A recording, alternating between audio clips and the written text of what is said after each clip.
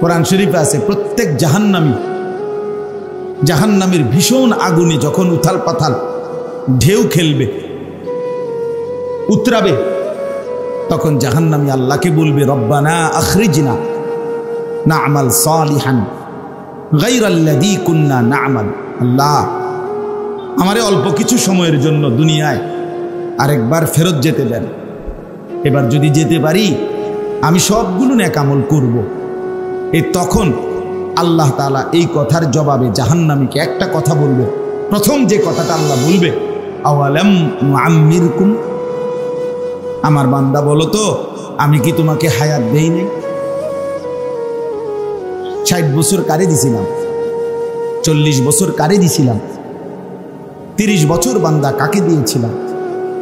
এতগুলো রাত, এতগুলো দিন, এতগুলো সপ্তাহ, বছর আমি কি তোমাকে দেই নাই?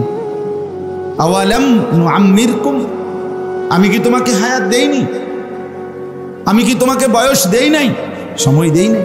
এই সময়, আমার জীবন, আমার হায়াত, আমার এই ঘন্টা, মিনিট, সেকেন্ড, বিশ্বাস করেন এটাই আল্লাহ তাআলা প্রথম আমাদের সামনে তুলে ধরবে। কেন চাচ্ছ না ফরমান? সময় চাচ্ছ কেন? আমি তো সময় দিয়েই আনছি। আবার হায়াত চাচ্ছ কেন? আমি তো হায়াত দিয়েই কবরে আনছি। আমি তো লম্বা একটা সময় দিয়েই তোমারে তারপরে কবরে এনেছি। এই জন্য দয়া করে আফসুস করতে হবে, আফসুস করতে হবে। আল্লাহ তাআলা বলবেন আমি সময় দিছি, আর দেব, আর দেব। এই জন্য দয়া করে জিন্দেগি কাজে লাগান। মাঝ বয়সী যারা মুরব্বী আছেন, চাচা আপনারা লম্বা সময় চায়ের দোকানে শুধু শুধু নষ্ট করেন। এক কাপ চা খাইতে বাপ 2 ঘন্টা লাগার কথা না, কেন বসে রইল? আপনার সাথে বৈশা 5 জন মানুষ চা দোকানে গীবত করতেছে, পরের বদনাম, পুরা দেশ, জাতি, সমাজ সবার সমালোচনা, বদনাম, বেহুদা বলতেছে।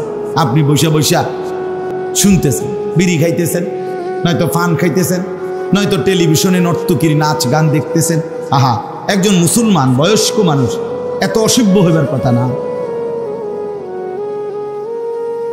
এত বেহায়া মুসলমানের বুড়ো মানুষ হওয়ার কথা না। 60 বছর বয়সী লোক আজও টেলিভিশন দেখে, নাচ গান দেখে, চা দোকানে বসে নর্তকীর ছবি দেখে। এই বুড়া মিয়া তো একেবারে নির্লজ্জ, বেহায়া মানুষ, একদম বেশরম লোক, বেহায়া লোক। এ তো শক্ত পাথরওয়ালা মানুষ, তার গুনাহ তো পাথরের মতো। যার হায়াত বেশি, 60 বছর বয়স যার, আজও গুনাহ ছাড়ে না, নারীর নাচ গান দেখা ছাড়ে নাই। এবার গুনার বয়স তো আজ বহুদিনের। কথা বলেন না কেন? এবার খাচ্চত খারাপ কে আজ নতুন নি তো? যে ছেলেটার বয়স 18, সে যদি নারী দেখে, তার গুনার বয়স, সে বালেগ হয়েছে 14 বছরের পরে, তাহলে তার গুনার বয়স 4 বছর। আর যে বড়ার বয়স 60 বছর, এবারটা অনও বেড়ি দেখে, এবারটার গুনার বয়স আজকে কত বছর? হিসাব করেন না কেন? 15 থেকে 60 গুনেন। এই জন্য দয়া করে মুরব্বীদেরকেও বললাম, হায়াত কাজে লাগান। এত লম্বা হায়াত দেওয়ার পরও যারা কাজে লাগাইলেন না, বিশ্বাস করেন আপনারা বেশি আফসুস করবেন, আফসুস করবেন। আ'যারাল্লাহু ইলা ইমরিইন আখারা উমরাহু হাত্তা বালাগা 60। নবী সাল্লাল্লাহু আলাইহি সাল্লাম বলেন, আল্লাহ তাআলা যাকে হায়াত লম্বা করে 60 বছর পর্যন্ত পৌঁছিয়েছেন, 60 মানে 60 পর্যন্ত যাকে আল্লাহ হায়াত দিয়েছেন, অথচ তারপরও জাহান্নাম থেকে বাঁচতে পারে নাই, আখিরাতে জান্নাতের পুঁজি কামাই করে নাই, খোদার কসম নবী বলছে কিয়ামতের দিন আল্লাহ তাআলা ওই ব্যক্তিকে কোনো উযর, আপত্তি পেশ করার, কিছু বলার সুযোগ দিবেন না। বিশ্বাস করে খার করাইয়ে ফিরাল, এমনি দাঁড়াইলেই হাসরের ময়দানে ফেরেশতারা বলল ফিট, তারে একদম ফিট, প্যাটসে ফিরতারে টাঙ্গাইয়া ফির খামখেয়ালি জিন্দিগি, শেষ বয়সটা পান সুপারি, শেষ বয়সটা বন বিড়ি আর চা দোকান আর গপ সপ, নাতি নাতনি নিয়া ফাইজলামি। এর জন্য আল্লাহ দিছিলেন, মস্কারি করতেন দিছিলেন না রে? হ্যাঁ, দাদা নাতিন অসভ্য কথা বলে, নাতিনের কয় বউ, নিকৃষ্ট বেয়াদব, অসভ্য চরিত্রের লোক এটা। তোমার নাতনি তোমার বউ হবে কেন? বেহায়া মানুষ না হইলে এ কথা বলতে পারে কেউ? আপনি বলেন মিয়া। মূল বিষয় হইল বুড়া হইছে, শাহওয়াত আজও কি যায় নাই, অসভ্য আখলাক এখনো যায় না। তাও এমনি মস্কারি কামনে মস্কারি করেন কেন? আপনার বয়স এত হওয়ার পরে আপনার মস্কারি যাইব কোন বছর? 200 বছর পরে নাকি? আখলাক হবে কোন দিন? জীবন সাজবে কোন দিন? ওলামায়ে কেরাম আসছে, কেমনি বুঝবো? ওনারা বুঝবো কই? আল্লাহ। চলেন, এই জন্য বাপ দয়া করে মেহেরবানি করে, আমার কথা রাখবেন, আমি একটু শক্ত মানুষ, কাটা ছাটা কথা কই না মানুষ, কিন্তু বাকি অন্যায় বলছি কিনা সেটা বলেন। আমরা দয়া করে হায়াত কাজে লাগাই, হায়াতটা কাজে লাগান। শেষ বয়স আল্লাহ যাদেরকে দিছে, সুযোগ দিছে রে বাপ আল্লাহ। চাচা, আল্লাহ আপনাকে সুযোগ দিয়েছেন। কত মানুষ জওয়ান কালে অল্প বয়সে কবরে চলে গেছে, আর আল্লাহ তাআলা লোকটাকে সুযোগ দিছে। আমাদের সাথে পরিচিত, আমাদের আজকে হজ শেষে এইবার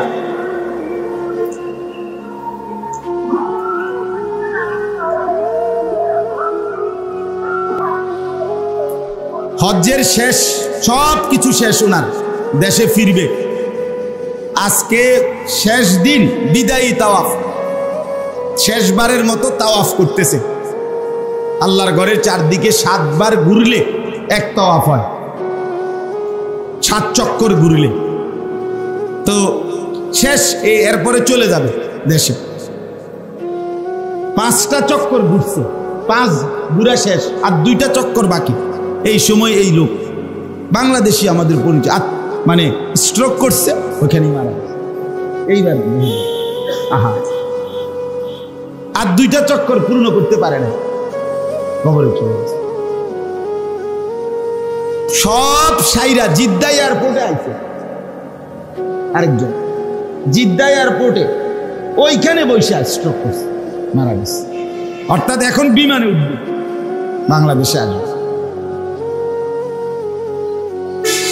কি বা জিন্দেগি এভাবেই প্রতিনিয়ত চলেই যায়। তাহলে আল্লাহ তাআলা যাকে যেটুকু হায়াত দিয়েছেন, সময় দিয়েছেন, সুযোগ দিয়েছেন, উচিত কাজে লাগান, কাজে লাগান। আল্লাহ তাআলা কিন্তু সেকেন্ড, ঘন্টা, মিনিট, মুহূর্ত, মাস, সপ্তাহ, বছর আল্লাহ তাআলা হিসাব নেবেন। হুয়াল্লাযী জাআলাল লাইলা ওয়ান নাহারা খিলফাতান, আল্লাহ বলেন, আল্লাহই রাত এবং দিন পর্যায়ক্রমে বানাচ্ছেন আল্লাহ। লিমান আরাদা আন ইয়াযাক্কারা, যে আল্লাহকে স্মরণ করতে চায় তাদের জন্য। আও আরাদা শুকুরা, যারা আল্লাহর কৃতজ্ঞতা আদায় করতে চায় তাদের জন্য। রাত্র আসে আল্লাহর স্মরণের জন্য, রাত আসে আল্লাহর কৃতজ্ঞতা আদায়ের জন্য, দিন আসে আল্লাহ বলছেন আমার জিকিরের জন্য, আমার শুকরের জন্য। ইউকাল্লিবুল্লাহুল লাইলা ওয়ান নাহার, আল্লাহ তাআলা বলেন আল্লাহই রাত এবং দিন পরিবর্তন করে থাকেন। এই কিছুক্ষণ আগে আমি যখন রওনা দিছি তখন ছিল আলো, এখানে এসে পৌঁছিত অন্ধকার, খুব দ্রুতগতিতে। এই সাদা ধবধবে আকাশকে অন্ধকারের কালো চাদর দিয়ে যিনি এই কিছুক্ষণ আগে ঢেকে দিয়েছেন, তিনি আল্লাহ, তিনি আল্লাহ। অতএব প্রতি মিনিট, প্রতি মুহূর্ত আল্লাহ। আবার রাত ভোর বানাবে আল্লাহ। আবার দিন রাত বানাবে কে? কুল আরাআইতুম ইন জাআলাল্লাহু আলাইকুমুল লাইলা সারমাদান ইলা ইয়াউমিল কিয়ামা মান ইলাহুন গায়রুল্লাহ ইয়াতিকুম বিদিয়াইন। আল্লাহ তাআলা বলেন, বান্দা বলো, আজকের রাতটিকে লম্বা করে টেনে আমি যদি কিয়ামত পর্যন্ত রাত বানিয়ে রাখি, মান ইলাহুন গায়রুল্লাহ, এই বান্দা বলো না আমি আল্লাহ ছাড়া আর কে আছে? ইয়াতিকুম বিদিয়াইন, যিনি আগামী কালকের ভোর আলো নিয়ে আসবে। কে? আল্লাহকে বাদ দিয়ে কে আছে? আল্লাহ জিজ্ঞেস করছে আমাদের, কেন কাজে লাগাইলা না বান্দা? কেন সময়টা কাজে লাগাইলা? সারাদিনে সবকিছুর সময় হলো, নামাজের সময় কেন হলো না? সব ব্যস্ততা আদায় হলো, সেজদা দেওয়ার সময় কেন হলো না? কেন? সে জিন্দিগি কিভাবে জিন্দিগি যে জিন্দিগিতে নামাজ নেই? ওইটা মানুষ হয় কিভাবে যে সেজদা দেয় না, যে সেজদা করে না? সে তো মানুষ না। এটাই সত্য, যার কপালে সেজদা নাই সে মানুষ না, সে জানোয়ার, হাইওয়ান, চতুষ্পদ জন্তু। খায়, ঘুমায়, পেশাব পায়খানা করে, আর যৌন চাহিদা, লজ্জাস্থানের চাহিদা পূরণ করে। আর এটা হাইওয়ান, জানোয়ারেরও খায়, ঘুমায়, পেশাব পায়খানা করে, যৌন চাহিদা পূরণ, খালাস, বরাবর বরাবর। এই জন্য আমি তো প্রায় বলি, বেনামাজি তাদের জন্য আফ্রিকার জঙ্গলই উত্তম, সুন্দরবনই উত্তম। কারণ তাদের পরিচিত এবং তাদের সাথে সামঞ্জস্যপূর্ণ প্রাণী ওইখানেই আছে। ওইখানকার যেই জানোয়ার জন্তু সেগুলো সেজদা করে না, নামাজ পড়ে না, তো তোমারে সেখানেই মানায়, তুমি সেখানে থাকলেই ভালো ছিল, ওইখানেই ভালো ছিল। আল্লাহ আমাদেরকে বুঝ দান করে। তাহলে আমার কথাটা আসলে লম্বা হয়ে গেল কেন? ওই মোবাইলের কথা বলতে গিয়ে, ঠিক না? মনে আসেনি? মোবাইলের কথাটাই টাইনা লাইছে অনেক।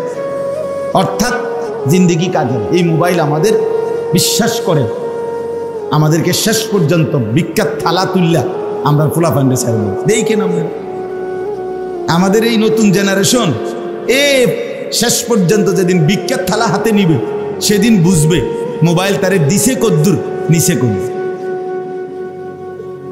সে শিখছে কয়টা আর নষ্ট হয়েছে কদ্দুর। অনেক অনেক অনেক বেশি। এই জন্য দয়া করে আমরা প্রত্যেকে ইনশাআল্লাহ আজকে প্রথম কথা এটাই, সময় কাজে লাগাই। কি কাজে লাগাই বলেন? হায়াত কাজে লাগাই, হায়াত কাজে লাগাই, হায়াত কাজে লাগাই। এই সময় আর আসবেন, এই রাত আর ফিরবেন। ইমাম ইবনু রজব হাম্বলি রহমতুল্লাহ বলছে, প্রত্যেকটা রাত বলে দুনিয়াবাসীকে, দুনিয়াবাসী আমারে কদর করো, আমি আর আসব না। প্রতিটা দিন দুনিয়াবাসীকে কদর ডেকে বলে, হে দুনিয়াবাসী আমি আর আসবো না রে, আমারে কদর করো। মনে করেন এই যে আজকের 12 জুলাই 2024 রোজ শুক্রবার, আর কোনোদিন আসবে না। এই শিরোনাম আর কোনোদিন হবে? আর হবে। আগামী বছর 12ই জুলাই আসবে, কিন্তু সেটা তো 2025 সাল। আগামী সপ্তাহ তো শুক্রবার আসবে, কিন্তু সেটা তো 19 তারিখ, 12 তারিখ। তাহলে 12 তারিখ জুলাই মাস শুক্রবার 2024, এইটা কি আর হবে কোনোদিন? আর হবে। এই জন্য যুবক ভাইয়া হায়াত কাজে লাগান। আল্লাহ তাআলা যৌবনকালের বিষয়ে আলাদা জিজ্ঞেস করবেন, এটা স্পষ্ট হাদিস। নবী সাল্লাল্লাহু আলাইহি সাল্লাম বলছেন, প্রত্যেক মানুষকে আল্লাহ তাআলা তার পুরা হায়াতের ব্যাপারেও প্রশ্ন করবেন, আর যৌবনকালের ব্যাপারে আলাদা প্রশ্ন। ওয়া আন শাবাবিহি ফীমা আবলাহু, যৌবনকাল কোথায় ব্যয় করেছে, এটা অবশ্যই জিজ্ঞাসা করবে, অবশ্যই আলাদা আলাদা।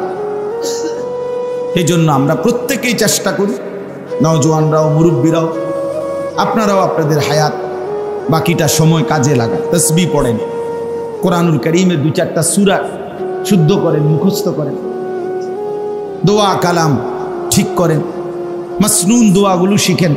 টয়লেটে ঢুকতে কি দোয়া, বের হইতে কি দোয়া, বাথরুমে ঢুকতে কি দোয়া, এগুলো শিখেন।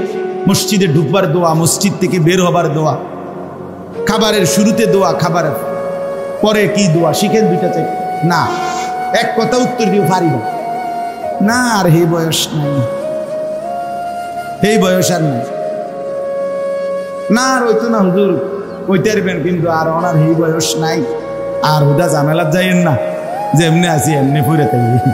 বাহ, আখেরাতের বিষয় বললে আর এ কুঁতায় কুমায় বেড়াইমা কথা। তো দুনিয়া ভোগ করবেন, দুনিয়া বাপরে বাপ, যারা গোস্ত খাবেন নি, খানা মাশাআল্লাহ, আপেল খাবেন নি, মালটা দাও না, দাও আর বাঁচবেন কয়দিন। আল্লাহ দুনিয়া ঠিকই ভোগ করে, দুনিয়া এক বিন্দুও ছেড়ে দিচ্ছেন। আপনার যেহেতু আর বয়স নাই, আপনার কীর্তন গোস্ত লন, আপনার যেহেতু আর বেশি দিন বাঁচতেন না, আপনি কীর্তন আর আপেল মালটা খান, আপনার বাঁচতেন না তো। না, দুনিয়া 100, আখিরাত মুঠেই না। আস্তাগফিরুল্লাহ। আল্লাহ আমাদেরকে বুঝ দান করেন। কোরআনুল কারীমের যে আয়াতটি আমি পড়ছি, এই আয়াতের উপর আমি ছোট্ট কয়েকটার কথা বললেই আমার কথা শেষ ইনশাআল্লাহ। 1 নম্বর কথা হলো, এখন আরবি মুহররম মাস, এটা আরবি ইসলামী বছরের প্রথম মাস। এখন একটি নতুন ইসলামী সন বছর শুরু হয়েছে, 1446 হিজরি। কত হিজরি বলেন? 1446 হিজরি। এই নতুন বছর, ইসলামী বছর, এইটা নতুন। আপনার ইসলামী বছরের প্রথম মাসের নাম হলো মুহররম। ওলামায়ে কেরাম বলেন, ইসলামের এই যে ইসলামী মাস, ইসলামী বছর, এইটার সাথে ইসলামী শরীয়তের অসংখ্য হুকুম আহকাম জড়িত, অনেক কিছু জড়িত আছে, যার ফলে একজন মুসলমানের জন্য, মুমিনের জন্য ইসলামী বছরের হিসাব জানা রাখা, এটা মুসলিম জনগোষ্ঠীর মধ্যে এটার হুকুম হলো শরীয়তের ফরজে কিফায়া। অর্থাৎ একটি এলাকা, একটি জনগোষ্ঠীর, মুসলিম অঞ্চলের প্রত্যেকটা অঞ্চলের কিছু মানুষ অবশ্যই তাদের উচিত ইসলামী বছরকে হিসাব রাখা, জানা, ফলে বাকিরাও গুনাহ থেকে বাঁচবে। আর যদি কেউ না রাখে হিসাব, কেউ না জানে, তাহলে সকলেই গুনাহগার। জানাজার নামাজের যেমন হুকুম, জানাজার নামাজ কি? ফরজে কিফায়া। কি বলেন না? মহল্লার কিছু মানুষ আদায় করলে সকলেই গুনাহ থেকে কি পাবে? বেঁচে যাবে। আর কেউ আদায় না করলে সকলেই কি হবে? এই ইসলামী বছরের হিসেব রাখা এমন, এই হুকুম। ইসলামী বছরের সাথে মুসলমানদের অসংখ্য বিষয় জড়িত। আপনারা একটা উদাহরণ দেই, সহজ বুঝবেন। ইসলামী বছর চন্দ্রের হিসাবে, এই যে আরবি মাস এগুলো হলো চাঁদের হিসাবে, আর ইংরেজি ক্যালেন্ডারের যে মাস এগুলো হলো সূর্যের হিসাবে, সৌর সন। আর এটা হলো চন্দ্র বছর। তো চন্দ্রের হিসাবে চাঁদের উঠা এবং চন্দ্র ডুবা, এই চন্দ্রের হিসাবে এক বছর হয় 354 দিন। কত দিন? 354 দিন। অর্থাৎ চন্দ্র মাসে 31 বলতে কিছু নাই, হয় 29 নয়তো কি 30। আর ইংরেজি এই সৌর বছর, যেটা ক্যালেন্ডারের আমরা যেগুলো এখন হিসাব রাখি, এখানে হলো এক বছর 365 দিনে। তাহলে 365 আর 354 মধ্যে ব্যবধান কয় দিন? 11 দিন। কয় দিন? 11। এই কোনো ব্যক্তি শরীয়তে একটি নির্ধারিত পরিমাণ সম্পদ যার কাছে 1 বছর থাকবে ওই ব্যক্তির উপরে যাকাত ফরজ। ওই ব্যক্তির উপরে যাকাত কি মানে আমি সংক্ষেপে কইতেছি আর কথাটা। শরীয়তে একটা পরিমাণ কি করে দিছে, নির্ধারণ আছে সম্পদের। ওই পরিমাণ সম্পদ 1 বছর যার কাছে আছে তার উপরে কি ফরজ, যাকাত ফরজ। যাকাত ইসলামের একটি মৌলিক ভিত্তি এবং যাকাত আদায় না করার শাস্তি অত্যন্ত ভয়ানক, অত্যন্ত ভয়ানক। এখন মনে করেন এই কথাটা আপনি বুঝলেন। এখন এই যে 1 বছর সম্পত্তি, নির্ধারিত সম্পদ 1 বছর পরে যাকাত দেওয়া ফরজ। এই 1 বছর 365 দিনের বছর না, 354 দিনের বছর। অর্থাৎ আপনি যদি ইসলামী বছরের হিসাব না রাখেন, না জানেন, না হিসাব করেন, তাইলে আপনার উপরে 11 দিন আগেই বছর পূর্ণ হইয়া আপনার উপরে যাকাত ফরজ হয়েছে, কিন্তু আপনি 365 দিনের কথা হিসাব ধইরা আরো 11 দিন লেগে অপেক্ষা করতেছেন। কথা বুঝছেন কিনা বলেন? তো এই অবস্থায় যদি আপনার ইন্তেকাল হয় অথবা অনাদায়ী থেকে যায়, যাকাত আদায় করেন না, আপনি নিশ্চিত যাকাতের ফরজ ত্যাগ করার শাস্তির আযাবের মুখোমুখি হবেন। তাহলে এখানে আপনাকে এই হিসাব করতে হবে ইসলামী বছর। এই বছরটা কোন কিসের বছর? ইসলামী বছর।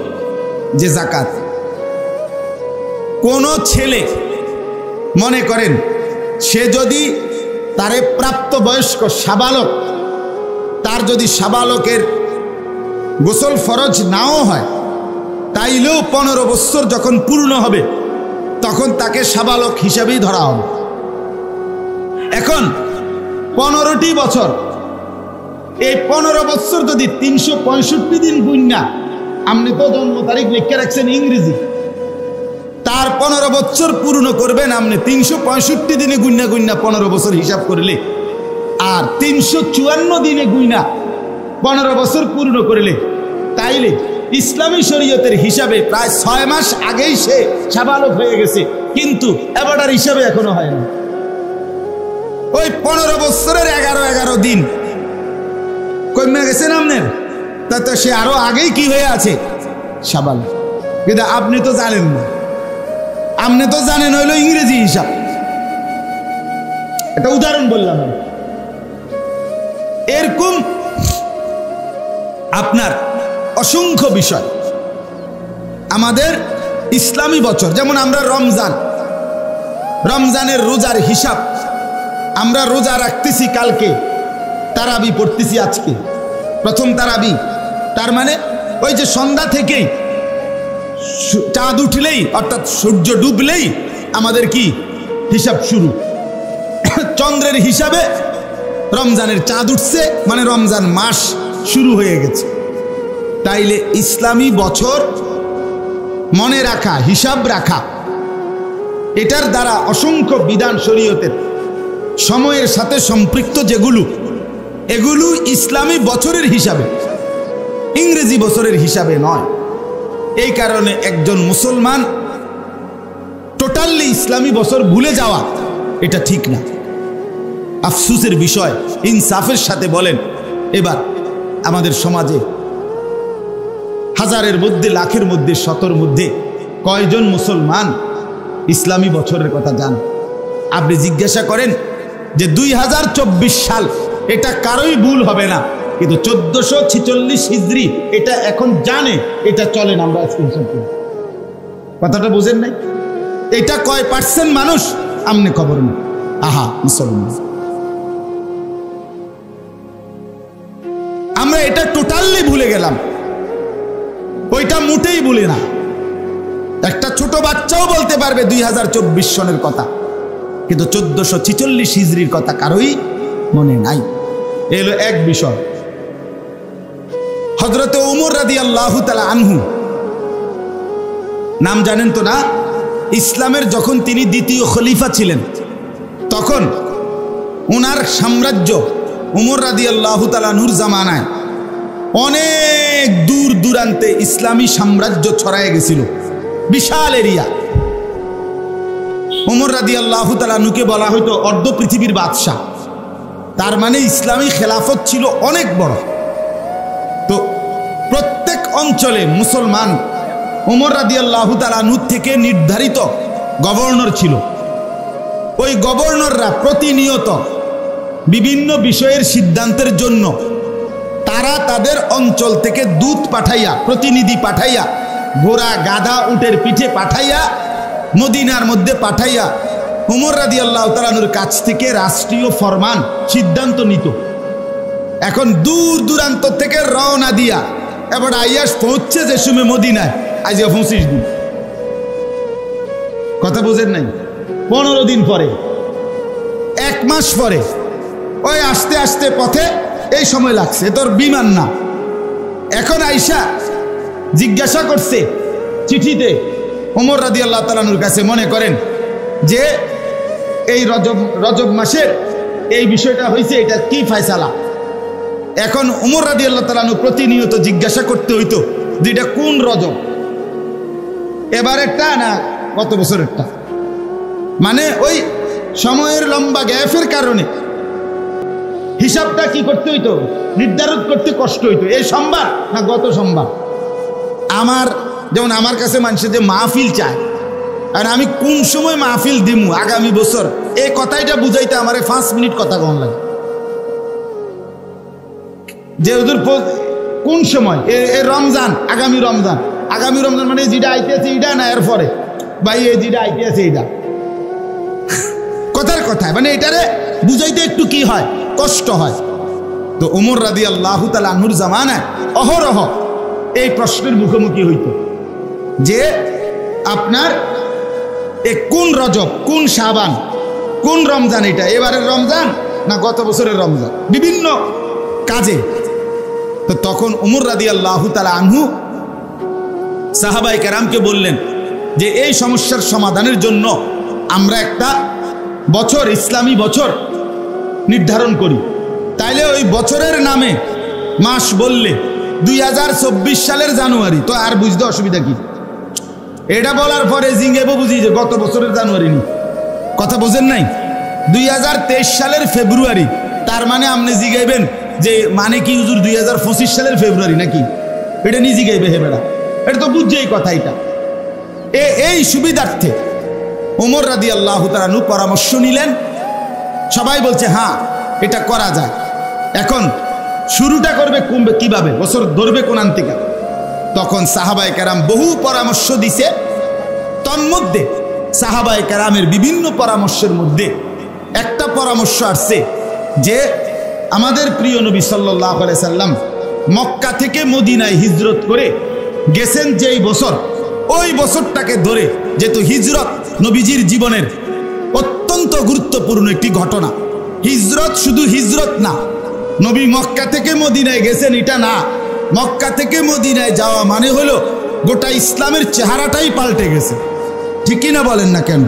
13.5 বৎসরের জুলুম, নির্যাতন, অত্যাচার, বঞ্চনা সহ্য করার পরে 13.5 বছর পরে মদিনার মাটিতে যখন নবীজি কদম ফেলছে, পরবর্তী অল্প সময়ের ব্যবধানে ইসলাম গোটা পৃথিবীতে চমকায় গেছে। তাহলে হিজরত ইসলামের একটি টার্নিং পয়েন্ট, গুরুত্বপূর্ণ বিষয়। এই জন্য এইটাকে সাহাবীরা বলাতে ওমর রাদিয়াল্লাহু তাআলা আনহু সিদ্ধান্ত দিছে যে হ্যাঁ ঠিক আছে এটাই। সেই থেকে নবী সাল্লাল্লাহু আলাইহি সাল্লামের হিজরতের বছরটাকে হিসাব দইরা ইসলামী বছর। তাহলে এখন 1446 হিজরি, কত হিজরি? আর তার মানে হলো আজ থেকে 1446 বছর আগে আমাদের নবী মক্কা থেকে মদিনায় হিজরত করে গেছে। কথাটা বুঝছিনি আমরা? তাইলে 1 নম্বরে শরীয়তের হুকুম হাকামের বিভিন্ন বিষয়ে ইসলামী বছরের দরকার আছে কিনা। 2 নম্বরে একজন মুসলমান রসুল প্রেমিক হিসাবে নবী সাল্লাল্লাহু আলাইহি সাল্লামকে যে ভালোবাসে, সেই ভালোবাসার দাবিতে এই বছর মানে হলো নবীজির হিজরতের হিসাবে, নবীজির সাথে সম্পৃক্ত। এই কারণেও একজন মুসলমান নবী প্রেমিকের জন্য ইসলামী বছরের হিসাব রাখা জানা উচিত কিনা বলেন? তাইলে আমরা যারা রাখছি না, জানি না, তারা রাসূলুল্লাহ সাল্লাল্লাহু আলাইহি সাল্লামের মহব্বতের এই দিক দিয়া একটা ঘাটতি কিনা আমাদের? ঘাটতি। তিন নম্বর বিষয় হলো এই ইংরেজি বছর যেটা, এটার হিসাব রাখা, বাংলা বছরের হিসাব রাখা হারাম নয়, নাজায়েজ না, কিন্তু প্রাধান্য পাবে আমাদের কাছে ইসলামী বছর। কেন? ইংরেজি এই বছর 2024 সাল, এটা হলো খ্রিস্টানদের হিসাব। হযরত ঈসা আলাইহিস সালাম যেই বছর জন্মগ্রহণ করছেন ওইটা খ্রিস্টাব্দ, অর্থাৎ যিশু খ্রিস্টের জন্মের বছর, অর্থাৎ আজ থেকে 2024 বছর আগে ঈসা নবী জন্মগ্রহণ করছেন। তো এটা খ্রিস্টানদের হিসাব। আচ্ছা, বাংলা সন যেটা আমাদের এই অঞ্চলে বাংলা সন, এটা হলো সম্রাট জালালউদ্দিন মোহাম্মদ আকবর, মুঘল বাদশাহ আকবর, যাকে আকবর দি গ্রেট বলা হইতো, এই আকবরের আমলে পুরা অঞ্চলের দিল্লির খেলাফ যত বড় সাম্রাজ্য ছিল তাদের মৌসুমি যে খাজনা উঠাইতো জনগণ থেকে, ট্যাক্স, ফসলি জমি কাটার পরে এই সময় ট্যাক্স উঠাইতো। তো এইটার হিসাবের জন্য বাদশাহ আকবর উনার সভাসদদেরকে বলছিল, তোমরা আমাদের এই অঞ্চলের হিসাবে, এখানকার সিজন হিসাবে তোমরা একটা বছর হিসাব করো, যাতে করে খাজনা আদায় করতে কি হয়, হিসাব করতে সুবিধা। কয় বছরের খাজনা, কোন বছরের খাজনা, ট্যাক্স। এই কারণে এই বাংলা সন, এইটা এই কারণে চালু হয়েছে। আপনি পড়ে দেখেন বা জিজ্ঞেস করে দেখেন। তাইলে বাংলা সন, আবারও বলছি ইংরেজি সন, এটা হিসাব রাখা বা হিসাব করা হারাম নয়, নাজায়েজ না, কিন্তু বাংলা সনের সাথে ফসলের জমির খাজনার সম্পৃক্ততা, ইংরেজি সনের সাথে খ্রিস্টানদের বিশ্বাসের সম্পৃক্ততা, কিন্তু ইসলামী সনের সাথে রাসূলুল্লাহ সাল্লাল্লাহু আলাইহি ওয়াসাল্লামের হিজরতের সম্পৃক্ততা, এই তিনটা বিশ্লেষণ করলেও মুসলমানের কাছে প্রাধান্য পাওয়ার কথা ছিল কোনটা? ইসলামী বছর। কিন্তু কোথায় আমরা? বাবের জন্ম তারিখ লেখা আছে দেখবেন ইংরেজি সন, ফুতের জন্ম তারিখ লেখা আছে দেখবেন ইংরেজি সন, ঠিক না? বাপের মৃত্যু তারিখ লেখা আছে ইংরেজি সন। ইসলামী বছরের হিসাব করি, কইতেও তো পারত না, কেউ বলতেও তো পারবে এটা দরকারই না।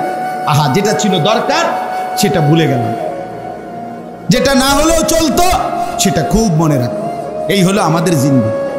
দুশ্মনের অব্যাহত প্রচারণা, মনে রাখবেন, সারা পৃথিবীর ইসলাম বিরোধী শক্তির পরিকল্পিত ধীরে ধীরে স্লো মোশনে তাদের প্রচারণার একটা কার্যকর সফলতা এটা যে দুশ্মন বিভিন্ন বিষয়ে সুন্নত, যা নবীজির সাথে সম্পৃক্ত যেটা, সেটা আমাগরে গুলাইয়া দিছে, আর তাদের যেটা দেওয়া সেটা আমাদেরকে একদম মজবুত করে কলজার ভিতরে বসায় দিছে। মানে কি?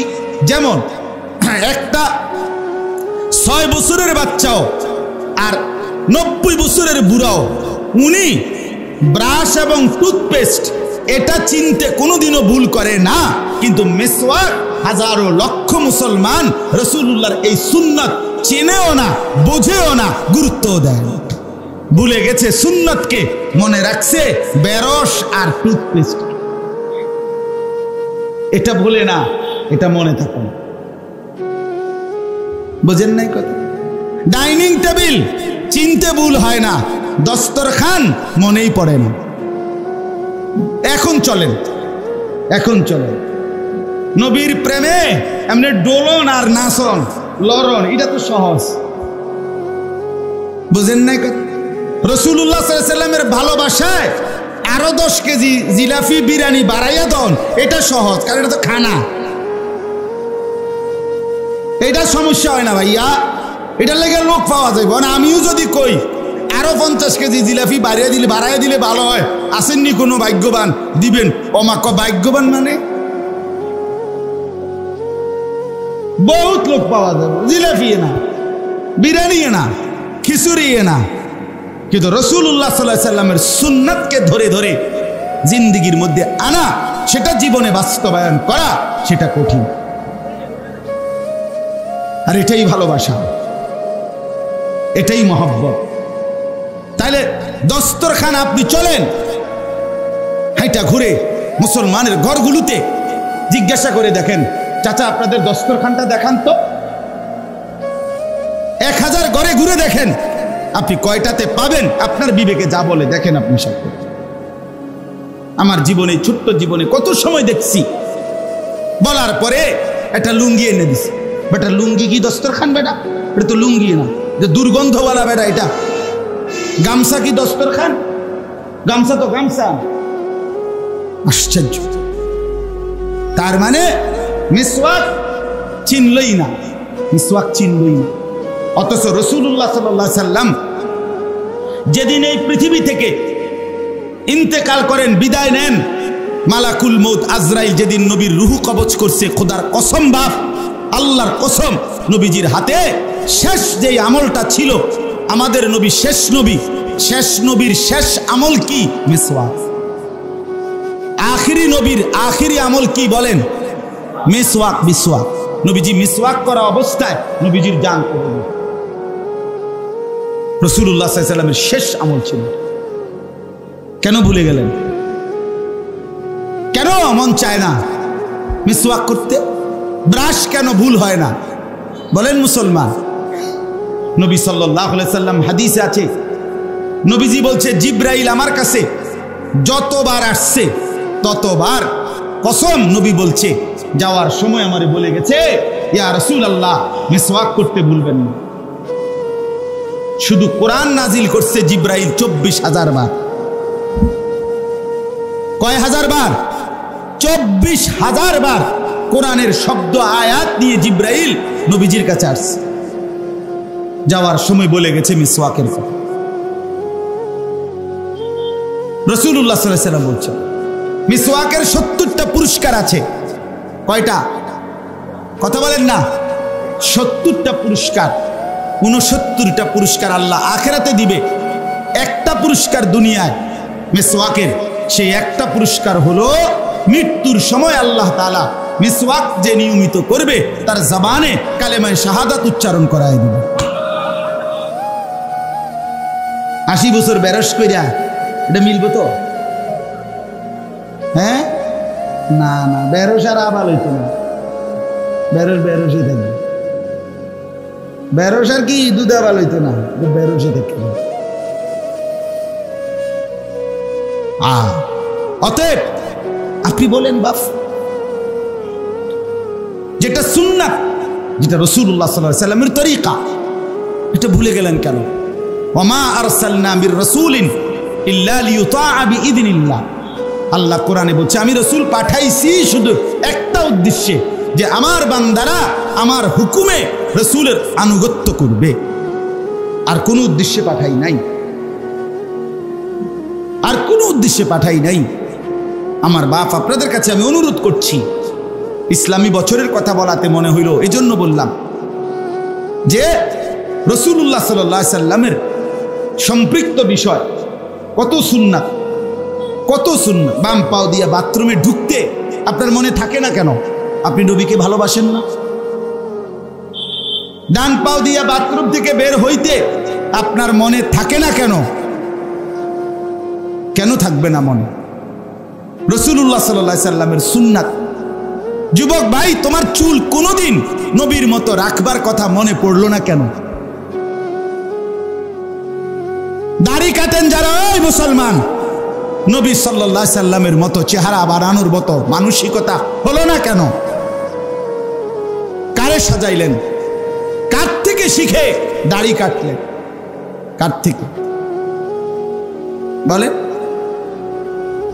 রাসূলুল্লাহ সাল্লাল্লাহু আলাইহি সাল্লাম বলছেন 10টি জিনিস ফিতরাত, সুস্থ স্বাভাবিক স্বাভাবিক সুস্থ মানুষের পরিচয় 10টি জিনিস। নাক পরিষ্কার করা, নখ কাটা, নাভির নিচের পশম কাটা, বগলের পশম উপড়ানো, এগুলো স্বাভাবিক সুস্থ মানুষের পরিচয়। ঠিক একই রকম দাড়ি লম্বা করা, মুছ কাটা, রাসূলুল্লাহ বলছে সুস্থ স্বাভাবিক মানুষের পরিচয়। এজন্য দাড়ি কাটা এটা স্বাভাবিকতার পরিচয় নয়, উনি অস্বাভাবিক, উনি সুস্থ স্বাভাবিক মানুষ না, উনি বিকৃত মানসিকতার মানুষ। হ্যাঁ হ্যাঁ, কিতাবে আছে, তারিখে আছে, রাসূলুল্লাহ সাল্লাল্লাহু আলাইহি সাল্লামের দরবারে পারস্য থেকে 2 জন লোক অগ্নি পূজক নবীজির কাছে আসছেন। নবীজি চেহারার দিকে এক নজর তাকাইয়েই চেহারা ফিরায় নিছেন। তাদের দুইজনেরই চেহারায় দাড়ি ছিল না। নবীজি বললেন, তোমাদেরকে এভাবে চেহারা বানাইতে বলছে কে? ওই দুইজন বলছে, আমাদের খোদা। মানে হেরা হেদের দেশের বাদশাকে রব বলতো। আমাদের রব, আমাদের খোদা, তিনি বলছে আমাদেরকে এভাবে চেহারা রাখ। নবীজির সাথে সাথে বলছে, বাল আমার রব্বি বিইফা'i লিহিয়াতি, বরং আমার রব আমাকে দাড়ি লম্বা করতে বলছে।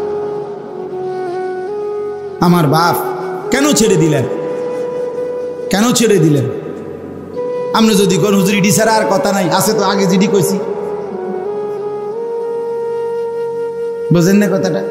যদি বলেন আর নাই কথা, আকম আরেকবার আইলে সামনের বারে ইনশাআল্লাহ। হ্যাঁ, আপনি যদি বলেন আমার গায়ে লাগবে, আপনার আড্ডিত লাগলে কি, আমার সমস্যা কি? আপনি মাইন্ড করলে সমস্যা কি? ইনসাফের কথা বলেন। আপনি কেন ছেড়ে দিলেন রাসূলুল্লাহ সাল্লাল্লাহু আলাইহি ওয়াসাল্লামের সুন্নাত? মুসলমানের নওজোয়ান কেন চুল কাটলা বেঈমানের মতো? কেন? কোন একটা কাফের বেঈমান একজন, তাদের কোনো সৌন্দর্যের উপরে পৃথিবীতে কোনো স্থায়িত্ব নাই। কোনো নায়ক, কোনো গায়ক, কোনো খেলোয়াড়, তার চুলের কাটিং কিংবা তার চুলের ফ্যাশন, তার কোনো জামা পোশাকের উপরে তার নিজেরই স্থায়িত্ব নাই। হেতেই 6 মাস পরে আবার হেতের ডিজাইন বদলায় এলা, তো এটা তো পাগলে না বেটা।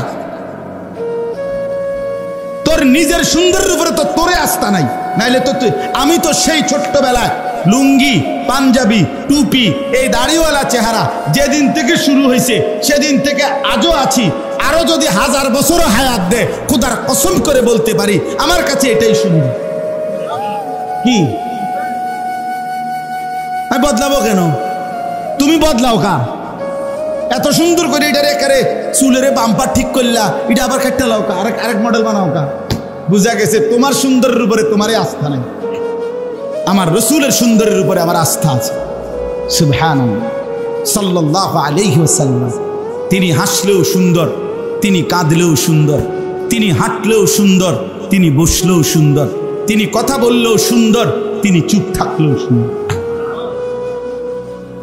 হ্যাঁ, এক সাহাবীকে জিজ্ঞেস করছে নবী কেমন ছিল? ও বলবো? সাহাবী বলে, তিনি ছিলেন এমন যাকে একবার দেখলে আবার দেখতে মন চায়, দ্বিতীয়বার দেখলে প্রথমবারের চাইতে আরো সুন্দর মনে হয়। যত তারে দেখি তত আগের বারের চাইতে নতুন নতুন সুন্দর মনে হয়। আরেকজনকে বলছে আমনে কর, আরেক সাহাবী বলছে আমি বলবো। বলছে তিনি ছিলেন এমন যার প্রত্যেক অঙ্গ আলাদা আলাদা দেখলে সবচেয়ে সুন্দর, সারা অঙ্গ একসাথে দেখলে তাও সবচেয়ে সুন্দর। নাক সেটাও সেরা, কান সেটাও সেরা, হাতের আঙ্গুল এটাও সেরা, সারা দেহ একসাথে এটাও সেরা। হুসনে ইউসুফ দমে আইসা ইয়াদে বাইদা দারি আচে খুবা হামা দারন তু তনহা দারি। আল্লামা ইকবাল বলছে, হে নবী, ইউসুফের সৌন্দর্য, মুসার মুজিজা, ঈসার মুজিজা, সোয়া লাখ আম্বিয়ার যত বৈশিষ্ট্য যদি বন্ধু আপনার মাঝে খুঁজি, তো আপনি রাসূলের মাঝে একা সবটাই খুঁজে। সব নবীর যত সিফাত একা মুহাম্মদে আরবির সব সিফাত। তাকে বাদ দিলেন, তার সুন্নাত বাদ দিলেন। হায় মুসলমান, কতটা পিছিয়ে পড়ে গেলেন। আল্লাহ আমাদেরকে বুঝ দান করে। সর্বশেষ কথা হইল, অতএব ইসলামী বছরের গুরুত্ব দিবেন, ইসলামী সনের গুরুত্ব দিবেন। আর এখন হইল মুহররম মাস। মুহররম মাসের মূল আমল আমাদের জন্য কি? আমাদের জন্য আমল হলো এই মঙ্গল বুধবারে 2টা রোজা রাখা। মঙ্গল বুধবারে কি রাখা? 2টা রোজা রাখা, আশুরার রোজা। রাসূলুল্লাহ সাল্লাল্লাহু আলাইহি সাল্লাম বলেন, আশুরার রোজা আমি আশা করি আমার আল্লাহর কাছে আল্লাহ তাআলা এর বরকতে আমার উম্মতের পিছনের 1 বছরের গুনাহ মাফ করে দিবেন। আহতাসিবু আলাল্লাহ আন ইউকাফিরা আস-সানাতাল্লাতী ক্বাবলা। এজন্য আপনি, আমি, আমরা সবাই মিলে নিয়ত করি যে ইনশাআল্লাহ এই মঙ্গলবার বুধবারে আশুরার 2টা রোজা রাখবো ইনশাআল্লাহ। আরো ভালো হয় সোমবার দিনও যদি রাখেন। নবী সাল্লাল্লাহু আলাইহি সাল্লাম প্রত্যেক সোমবারে এমনিতেই সারা বছর নবীজি সোমবারে কি রাখতেন?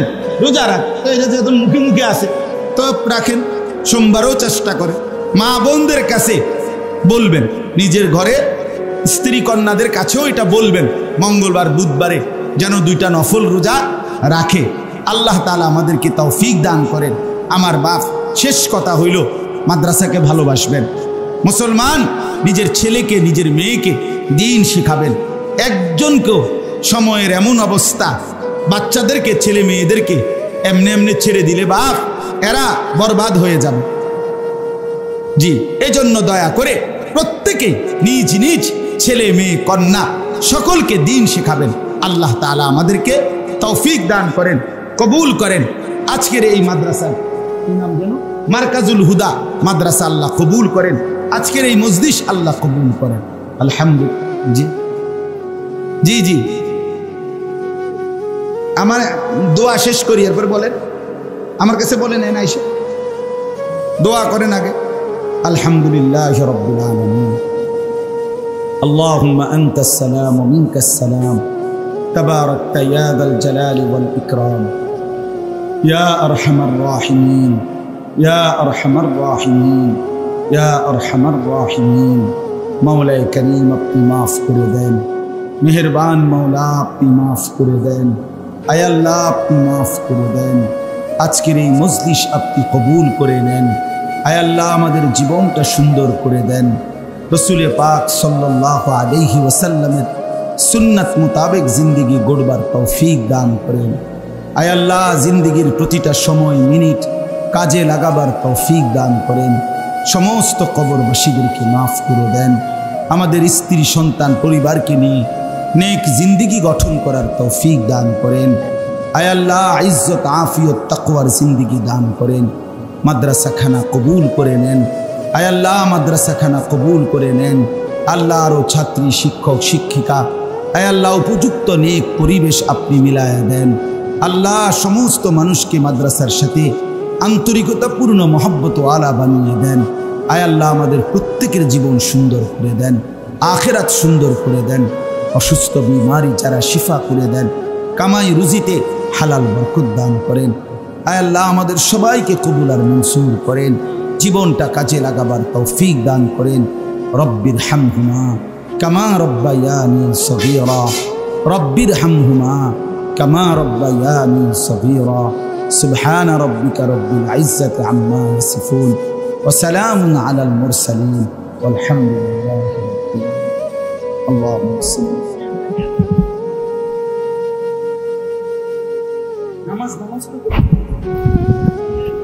আমরা সবাই মসজিদে চলে যাই, মসজিদে বাইতুল সুজুদ মসজিদে চলে যাই, ওখানে রোজুর ব্যবস্থা আছে, জামাতের ব্যবস্থা হবে। আমরা সকলে মসজিদে চলে যাই, ওখানে জামাত